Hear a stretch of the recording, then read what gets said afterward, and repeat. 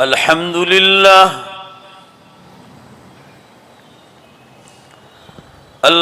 لله نحمده ونستعينه ونستغفره ونؤمن به ونتوكل عليه ونعوذ بالله من شرور أنفسنا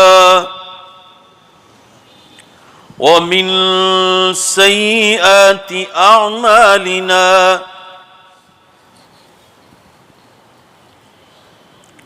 من يهده الله فلا مضل له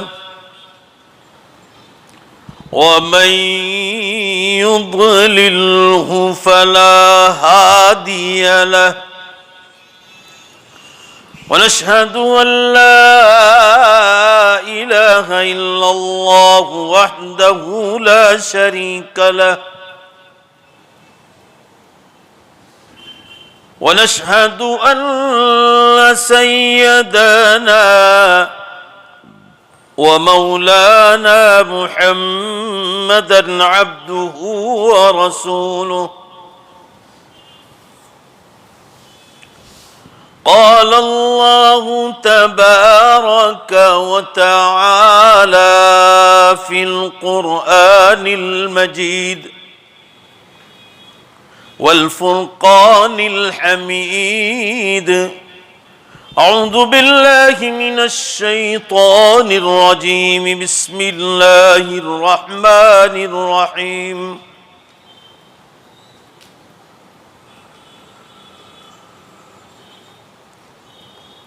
وما كان لمؤمن ولا مؤمنة إذا قضى الله ورسوله أمرا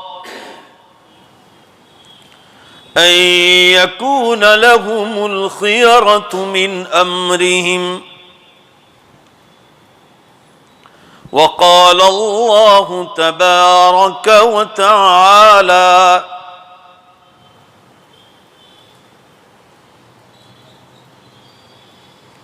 ومن أحسن قولا ممن دعا إلى الله وعمل صالحا وقال إنني من المسلمين وقال النبي صلى الله تعالى عليه وسلم خيار أمتي من دعا إلى الله صدق الله مولانا العظيم وصدق رسوله النبي الأمي الكريم ونحن على ذلك لمن الشاهدين والشاكرين والحمد لله رب العالمين. زور سے ایک بار درود شریف پڑھ لیا جائے. اللہم صلی علی سیدنا و نبینا و شفیعنا و حبیبنا و سندنا مولانا محمد صلی اللہ علیہ وسلم. بزرگان محترم اور عزیز نوجوانوں، اللہ تعالیٰ نے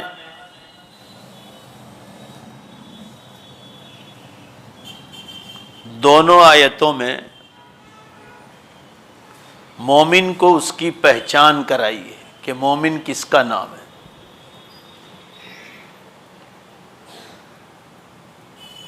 دنیا میں بولنے کے حساب سے، زبان کے جمع خرچ کے حساب سے مسلمانوں کی الگ الگ فرقوں کے حساب سے ہر شخص یہ کہتا ہے کہ ہم مسلمان ہیں، مگر اللہ تعالیٰ فرماتے ہیں کہ مومن وہی ہے جو دوسروں کو دین کی دعوت دے.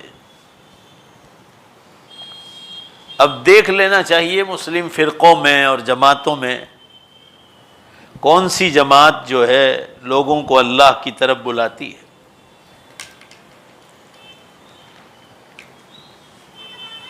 زیادہ تر دیکھا گیا کہ بلانے کے بجائے، اللہ کی طرف بلانے کے بجائے لوگوں کو اللہ سے دور کرتے ہیں۔ بہت جماعتیں ایسی شیعہ حضرات ہیں،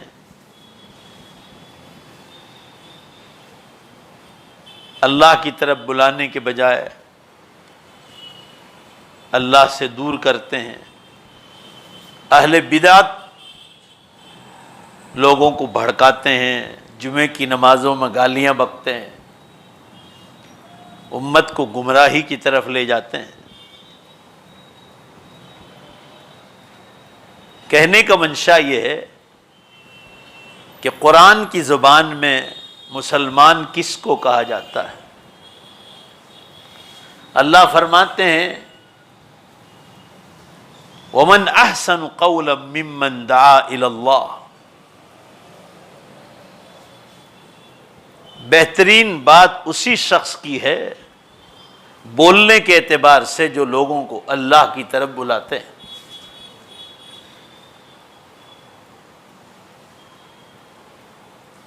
قرآن کہہ رہا ہے، قرآن بولنے کے اعتبار سے مالک کا کلام ہے، خالق کا کلام ہے۔ عربی میں ایک کہاوت مشہور ہے، بادشاہوں کی باتیں باتوں کی بھی بادشاہ ہوتی ہے۔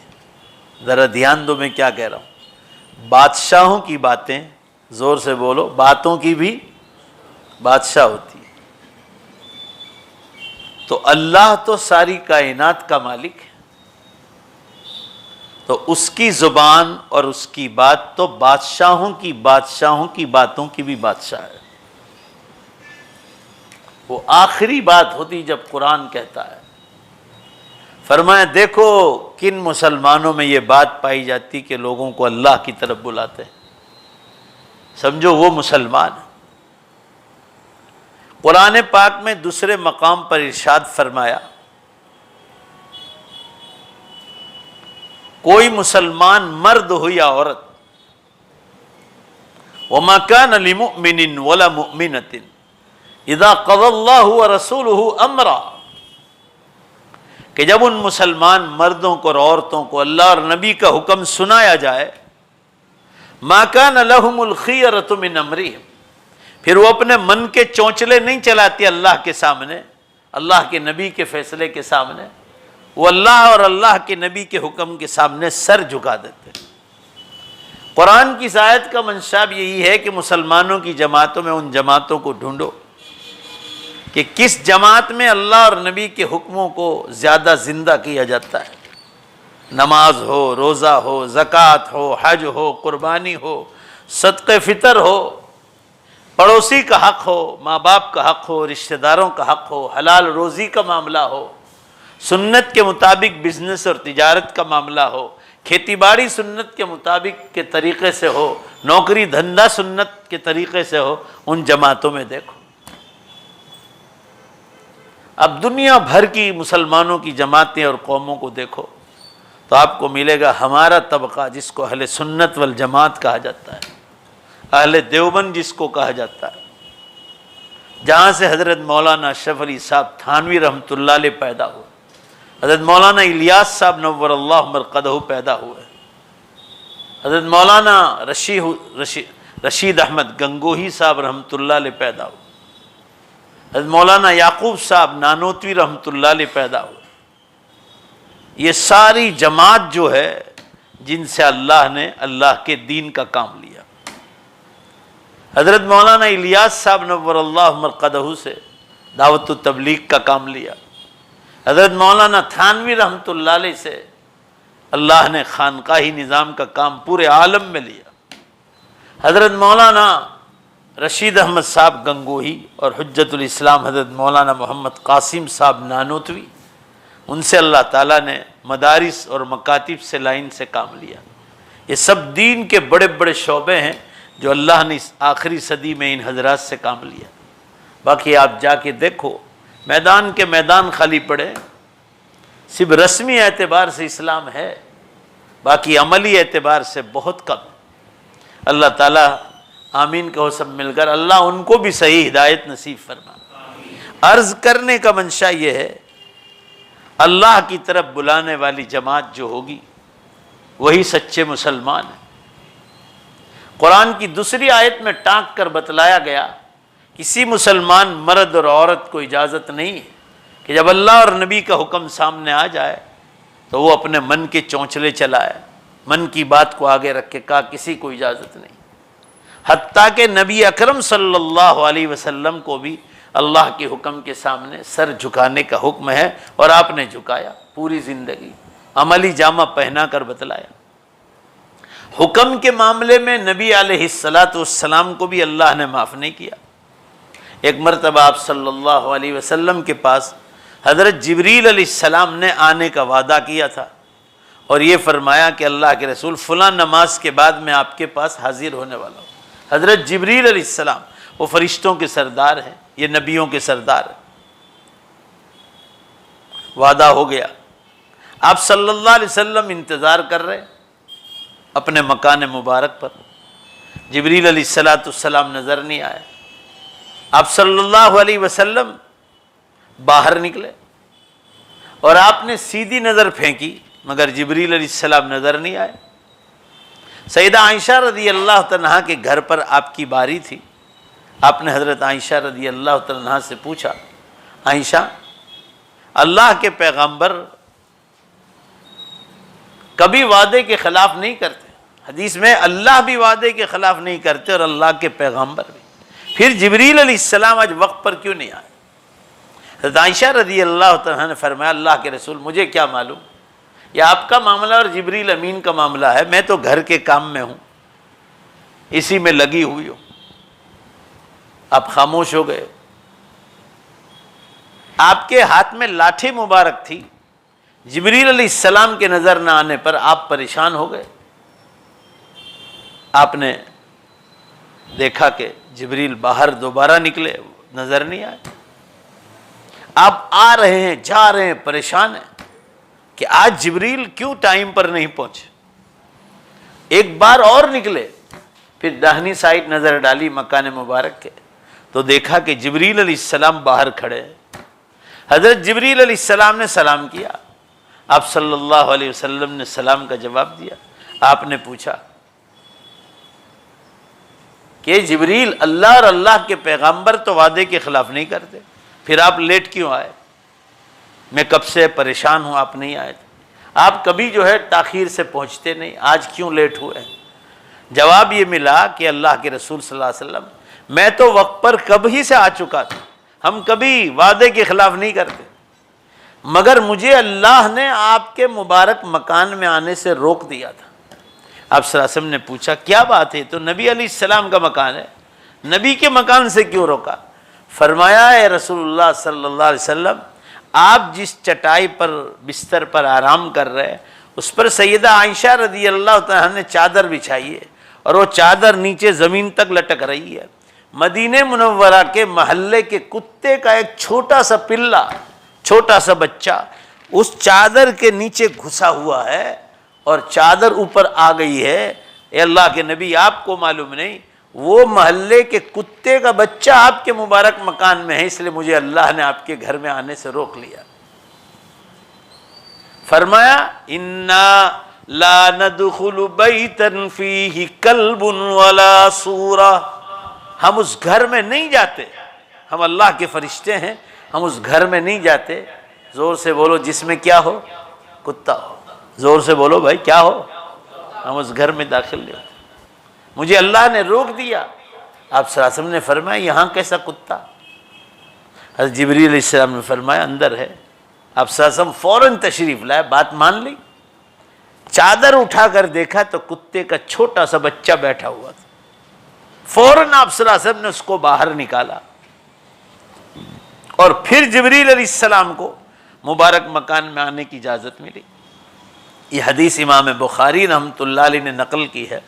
امام بخاری رحمۃ اللہ علیہ یہ ثابت کرنا چاہتے ہیں اس حدیث سے کہ رسول اللہ صلی اللہ علیہ وسلم کو بھی، ذرا زور سے بولو پورا مجمع، حکم کے معاملے کی معافی نہیں تھی۔ امت کے لیے بھی یہی حکم ہے، کوئی مسلمان اپنے گھر پر کتا پال نہیں سکتا ہے، باندھ بھی نہیں سکتا، مکان کے سامنے بھی نہیں۔ 3 جگہ آپ کو کتا رکھنے کی اجازت ہے۔ کھیت کی رکھوالی کے لیے کتا پالنے کی اجازت ہے، وہ بھی کھیت پر رکھا جائے، مکان پر نہیں۔ آپ کے جانور باندھے ہوں، جس کو کوڑ بولتے ہیں، طبیلہ، استبل، وہاں ان جانوروں کی حفاظت کے لیے آپ استبل، طبیلہ جہاں ہو وہاں کتا باندھ سکتے ہیں۔ اور تیسرا، حلال جانور کے شکار کے لیے آپ کھیت پر کتا باندھیں، جیسے گورنمنٹ کے پاس کتے ہوتے ہیں، ٹرین ہوتے ہیں چوروں کو پکڑنے کے لیے، تو وہ حلال جانور کو پکڑنے کے لیے کتے ٹرین کیے جاتے تھے عرب میں، تو اس کے لیے کوئی کتا پالے، مگر زور سے بولو بھائی، کہاں رکھے گا وہ؟ بولو نا بھائی زور سے، کھیت پر رکھے گا، مکان پر باندھ نہیں سکتا۔ ایک حدیث آ رہی، جناب رسول اللہ صلی اللہ علیہ وسلم نے ارشاد فرمایا، کوئی مسلمان جو اپنے گھر پر کتا باندھتا ہے، فرمایا حدیث میں، روزانہ احد پہاڑ کا جو وزن ہے، اس وزن کے برابر اگر اللہ کے راہ میں روزانہ سونا بھی خرچ کرتا ہوگا، کتے پالنے کی اور باندھنے کی نحوست سے اللہ اس کی نیکی کو ختم کر دے گا۔ حکم ہے، حکم بہت بڑی چیز ہے، حکم ٹوٹنا نہیں چاہیے۔ تو ایک پہلی آیت میں تو فرمایا حکم پالو، مگر حکم پلے گا کب؟ جب آدمی علماء کے پاس بیٹھے گا اور اس کے بعد اللہ کے راستوں میں نکلے گا۔ یہ آیت، دوسری آیت میں ارشاد فرمایا کہ بہترین بات اس شخص کی ہے جو لوگوں کو اللہ کی طرف بلائے، اور اس کے بعد 2 طریقے بتائے، پیار محبت سے ان کو سمجھاؤ، اور دوسرا طریقہ ہے دعوت التبلیغ کا۔ آج جماعت آئی ہوئی ہے، اس لیے میں نے اس کے فضائل پر بات کرنا شروع کر دی کہ دوسرا طریقہ ہے کہ آپ علماء سے سنیں اور پھر اللہ کے راستوں میں جا کر سیکھیں بھی، اور زور سے بولو دوسروں کو سکھائے بھی۔ آپ صلی اللہ علیہ وسلم کی حدیث ہے، خیار امتی من دعا الی اللہ، بہترین ہے میری امت میں وہ لوگ، بہترین لوگ ہیں وہ لوگ، من دعا الی اللہ، جو لوگوں کو اللہ کی طرف بلائے۔ آخری زمانے میں جب قیامت بہت قریب ہے، انسان وقت نکالے اور اللہ کے راستے میں نکلے، یہ کوئی چھوٹی موٹی بات نہیں۔ آج کسی کو ایک کہو گھر پر بیٹھا ہو کہ ایک دن دکان بند کر دے، بھائی زور سے بولو نا سب مل کر، کوئی بند کرے گا؟ 40 دن بند کر کے لوگ جاتے ہیں، 4 مہینے جاتے ہیں۔ 2 بھائی ہو تو ایک بھائی بیٹھتا ہے، ایک دکان پر رہتا ہے، یہ بھی تو قربانی ہے۔ یہ کام تقریباً 120 سال پہلے جب اس کی ابتدا ہوئی، دھیمے دھیمے شروع ہوئی، اور آج دیکھو تو پوری دنیا میں اس کے مرکز قائم ہو گئے، پوری دنیا میں۔ اس وقت مجھے یہ کہنے کی ضرورت نہیں ہے کہ شاید جہاں جہاں اسلام پہنچا ہے دنیا کے کناروں تک، حتیٰ کہ سمندروں پر بھی اللہ تعالیٰ نے یہ کام حضرت مولانا الیاس صاحب نور اللہ مرقدہ سے لکھا۔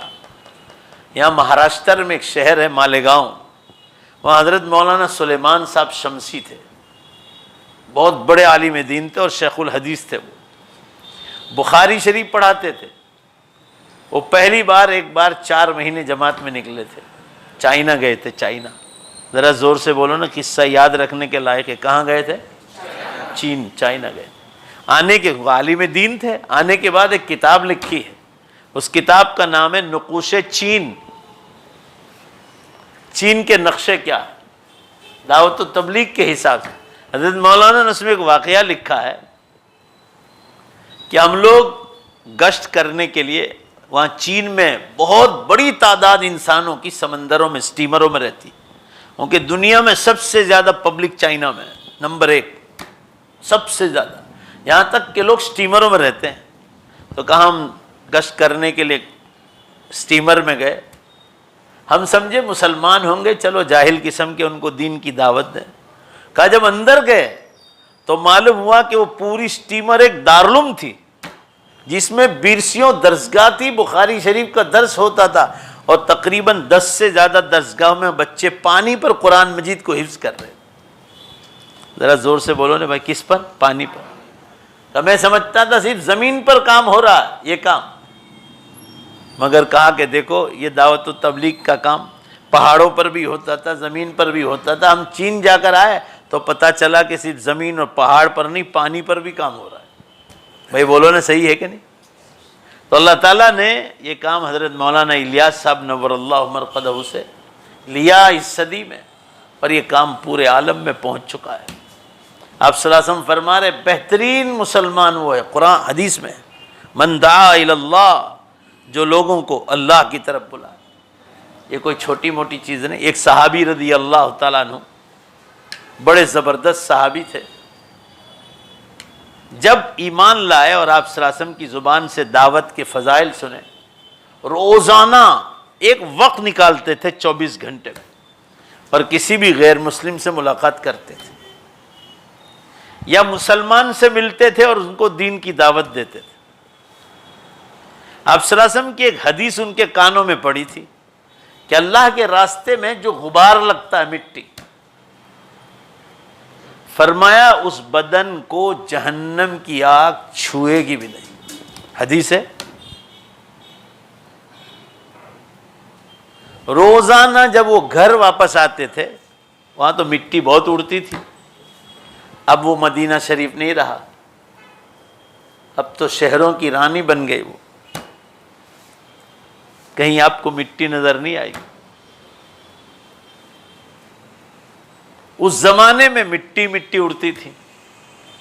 روزانہ گھر آ کر اپنے کمرے میں اپنے کپڑوں کو جھاڑتے تھے. ایک کپڑا نیچے رکھتے تھے اور وہ جو مٹی جمع ہوتی تھی روزانہ اس میں پانی ڈالتے تھے، اور پانی ڈالنے کے بعد اس کی گولی بناتے تھے مٹی اور پانی کی. اور اس کو کرنے کے بعد آپ کو تعجب ہوگا، روزانہ یہ عمل بڑھتا گیا. صحیح حدیث میں یہ واقعہ ہے، یہاں تک کہ روزانہ وہ گولی بڑھتی گئی، یہاں تک کہ اینٹ کی شکل میں وہ مٹی جمع ہو گئی. زور سے بولو بھائی، کس کی شکل میں؟ اینٹ کی شکل، اتنی بڑی. اب وہ کتنی بڑی تھی تو اللہ عالم. اینٹ، حدیث میں اس کا تذکرہ اینٹ کے برابر. جب انتقال ہوا اور انتقال کا وقت قریب ہوا تو وصیت فرمائی کہ میرے کفن کے ساتھ جب مجھے اتارو تو قبر میں یہ اینٹ بھی رکھ دینا. تو کسی صحابی نے پوچھا کہ اینٹ رکھنے سے کیا مقصد ہے؟ ہم نے تو آج تک سنا نہیں. کہا یہ کس چیز کی مٹی ہے؟ کسی کو کہا ہی نہیں تھا. فرمایا آج کہہ رہا ہوں، آج تک کسی کو نہیں کہا ہے. یہ اللہ کے راستے میں لگا ہوا غبار ہے. مجھے اللہ اگر پوچھے گا کہ کیا لے کر آیا تو وہ حدیث سناؤں گا کہ تیرے نبی صلی اللہ علیہ وسلم کی حدیث کان میں پڑی تھی کہ جس کو اللہ کے راہ میں غبار لگا ہو تو وہ غبار جہنم کی آگ سے بچنے کے سبب بنے گا. جہنم کی آگ بھی چھوئے گا نہیں. تو اے اللہ، آپ پوچھ رہے ہیں کہ کیا لے کر آیا ہوں، تو کہوں گا تیرے راستے کا غبار لے کر آیا ہوں. زور سے بولو بھائی، تیرے راستے کا غبار لے کر آیا ہوں. آپ دیکھو کیسے کیسے لوگ خدمت کرتے تھے. کوئی صحابہ کی اب تاریخ اٹھا کے دیکھو، 1,25,000 صحابہ کرام تھے. 10,000 صحابہ کرام مدینہ منورہ میں دفن ہیں، 10,500. کچھ 25-30 ہزار دیکھو تو مکہ مکرمہ میں ہیں. کچھ 25,000 کے قریب جو ہے پورے عربستان میں ہیں. مان لو چلو 75,000 مان لیے کہ پورے عربستان میں صحابہ دفن ہیں. دوسرے 50,000 صحابہ کہاں گئے؟ ان کے مزارات کہاں گئے؟ علماء محدثین کا ایک بحث ہے کہ 1.25 صحابہ تھے تو یہ 50,000 کے قریب صحابہ کی قبریں کہاں ہیں؟ تو جواب میں علماء نے یہ لکھا ہے سب کے سب اللہ کے راستے میں گئے تھے، دوبارہ زور سے بولو اپنے وطن میں آ نہیں پائے، اللہ کے راہ ہی میں شہید ہو گئے. ادھر آپ مصر جاؤ، ایسٹ افریقہ، بے شمار صحابہ کے مزارات. میں نے خود نے دیکھا 40 صحابہ کرام کے ایک ساتھ مزارات. حضرت عمرو بن العاص رضی اللہ عنہ جنہوں نے مصر کو فتح کیا تھا، پوری اسلامی سلطنت آج چھاک ہو گئی. وہ عمرو بن عاص رضی اللہ عنہ کا مزار وہیں ہے مصر میں. آپ ادھر افریقہ میں جاؤ، افریقہ میں پورے کالے لوگ ہیں. حضرت بلال حبشی رضی اللہ عنہ کا وطن ایتھوپیا.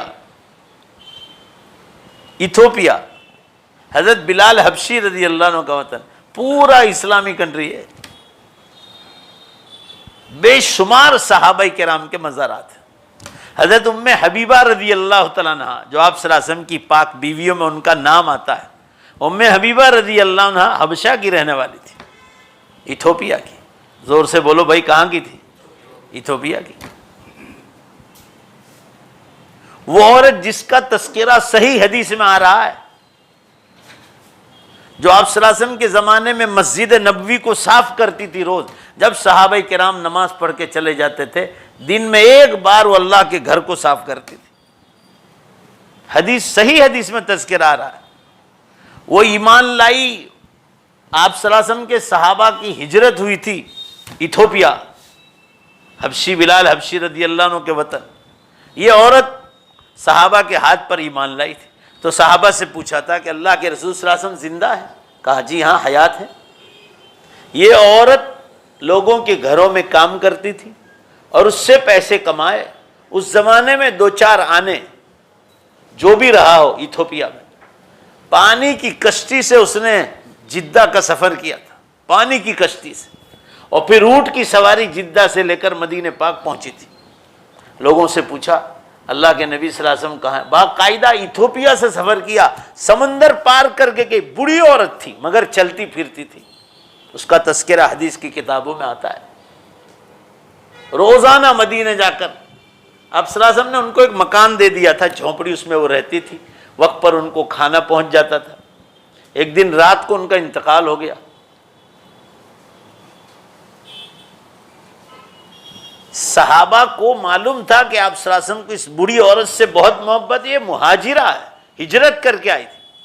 مگر آپ جب اس کا انتقال کی خبر آئی تو آپ صلی اللہ علیہ وسلم سو گئے تھے، آرام میں تھے. صحابہ میں 2 پارٹی ہو گئی. مشورہ جب ہوا تو 2 پارٹی ہو گئی. ایک جماعت نے یہ کہا کہ آپ صلی اللہ علیہ وسلم کو اٹھایا جائے، اگر ہم نہیں اٹھائیں گے تو آپ صلی اللہ علیہ وسلم کو تکلیف ہوگی کہ بغیر پوچھے دفنا دیا.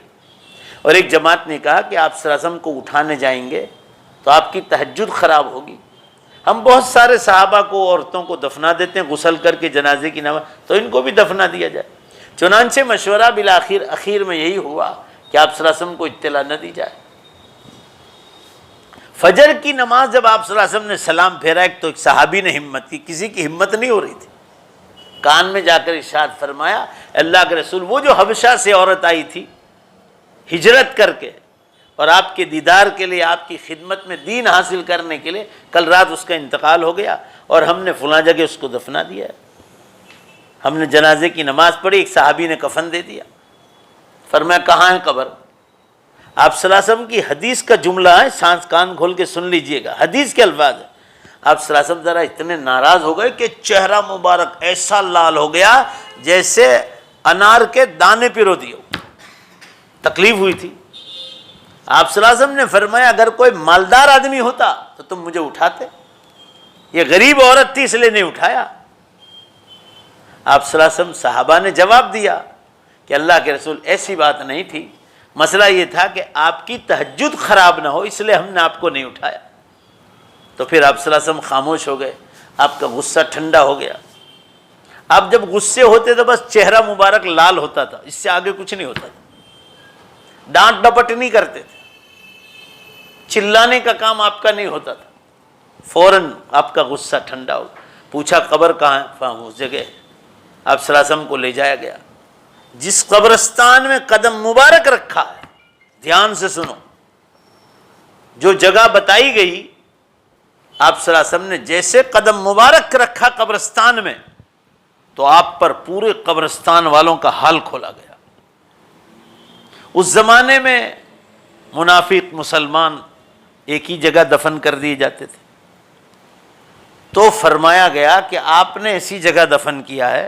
آپ صلی اللہ علیہ وسلم پر وحی کے ذریعے بتایا گیا کہ اس پورے قبرستان میں ساری قبروں کو چھوڑ کر ایک ہی عورت کی قبر ہے جس پر اللہ کا نور برس رہا ہے، اور یہ وہی عورت تھی. نور برس رہا ہے. آپ صلی اللہ علیہ وسلم قریب پہنچے, نشاندہی کی کہ یہ قبر ہے. پانی پانی.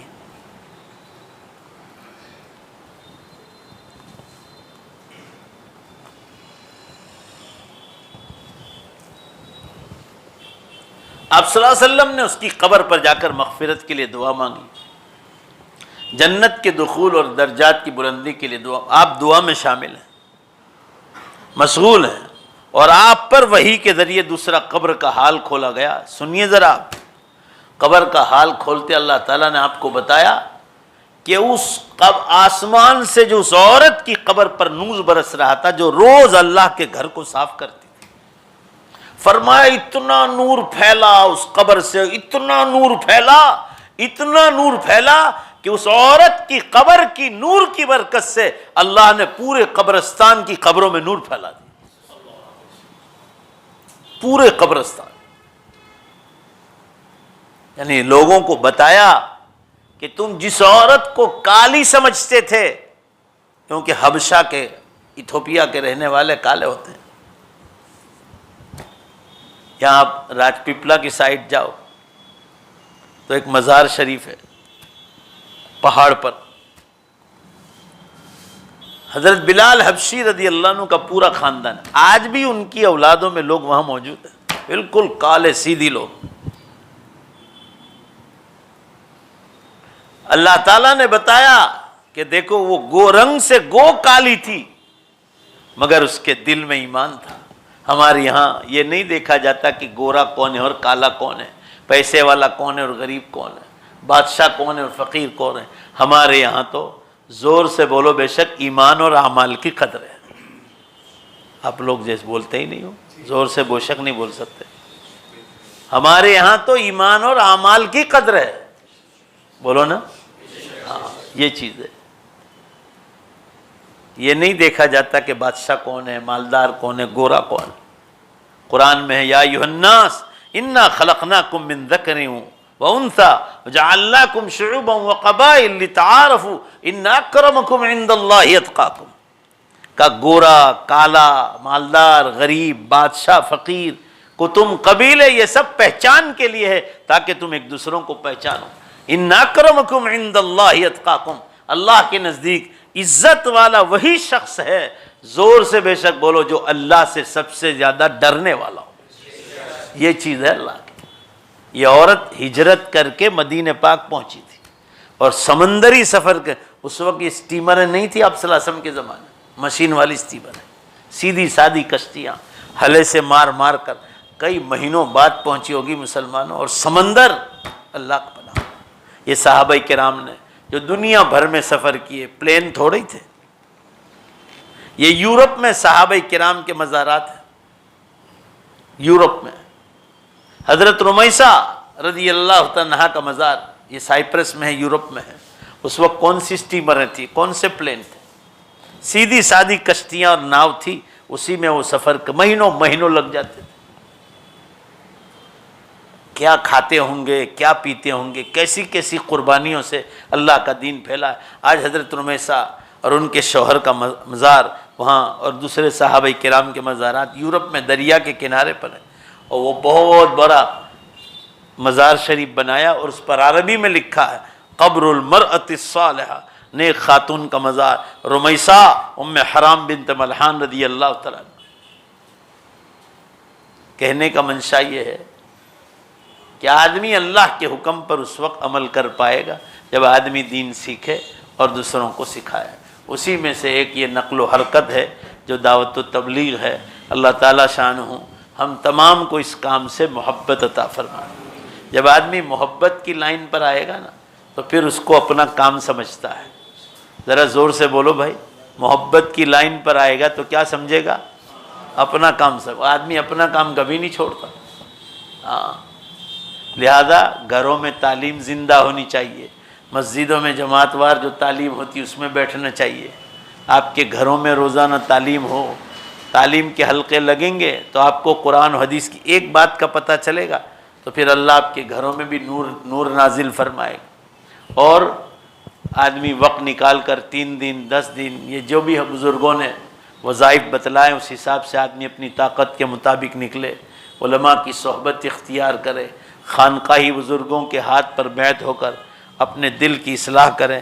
ذرا زور سے بولو انشاءاللہ کہ اس کام سے جڑیں گے انشاءاللہ۔ اللہ تعالیٰ شان ہوں توفیق عطا فرمائے۔ اب باہر چلے جاؤ۔ آج جو ہے ہماری اس مسجد میں جھارکھنڈ سے مولانا تشریف لائے ہے، گریڈی ضلع سے۔ میں وہاں اس علاقے میں پہنچا ہوں اور یہ مدرسے سے واقف ہوں۔ یہ مولانا کیا نام ہے، نعیم الدین صاحب قاسمی، یہ تشریف لائے، دارالعلوم دیوبند سے فارغ ہیں اور ماشاءاللہ بہت اچھا کام کر رہے ہیں۔ اور جھارکھنڈ وہ علاقہ ہے کہ بہار سے بھی گیا گزرا ہے میرے حساب سے، سمجھ میں آ رہی بات؟ تو وہ خاص کر کے ایسے دیہی علاقوں میں ہیں جہاں یہ دلت لوگ اور آدیواسی لوگ ایسے بندوق لے کے جگہ جگہ حکومت کے خلاف آواز لگا کے کھڑے تھے۔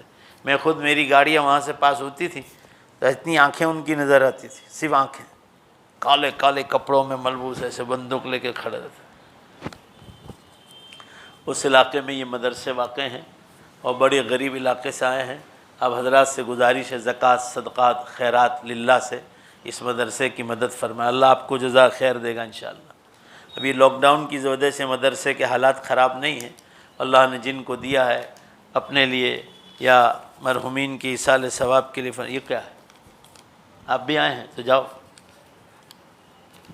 اور دوسرا یہ مدرسہ بحر العلوم، یہ بھی جھارکھنڈ کا ہے، ضلع بوکارو کا ہے۔ ادھر بھی بوکارو بھی گیا ہوں میں الحمدللہ۔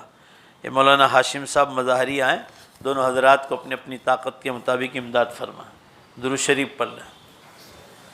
بسم اللہ الرحمن الرحیم، الحمدللہ رب العالمین والعاقبۃ للمتقین والصلاة والسلام علی خیر خلق محمد وآلہ واصحابہ اجمعین۔